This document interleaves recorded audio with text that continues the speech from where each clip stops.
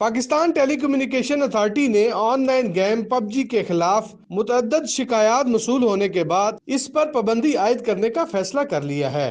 Pakistan telecommunication authority P T A کی جانب سے جاری کردہ بیان میں کہا گیا ہے، شکایات کے مطابق یہ گیم وقت کے ضیاع اور لوگوں کو عادی بنانے کے ساتھ ساتھ بچوں کی جسمانی اور ذہنی صحت پر بھی انتہائی منفی اثرات مرتب کر رہی ہے۔ بیان میں کہا گیا ہے کہ حالیہ میڈیا رپورٹس کے مطابق پب جی سے منسوب خودکشی کے معاملات بھی سامنے آئے ہیں۔ لاہور ہائی کورٹ نے پی ٹی اے کو ہدایت کی ہے کہ وہ اس معاملے کو دیکھیں اور شکایات کرنے والوں کی سماعت کے بعد اس معاملے کا فیصلہ کریں۔ پی ٹی اے کی جانب سے کہا گیا ہے کہ 9 جولائی 2020 کو اس بارے میں سماعت کی جا رہی ہے، جبکہ اتھارٹی نے مذکورہ آن لائن گیم کے حوالے سے عوام کی جانب سے آراء کی طلبی کا فیصلہ بھی کیا ہے۔ واضح رہے کہ پب جی سے منسوب خودکشی کے واقعات بھی سامنے آ رہے ہیں۔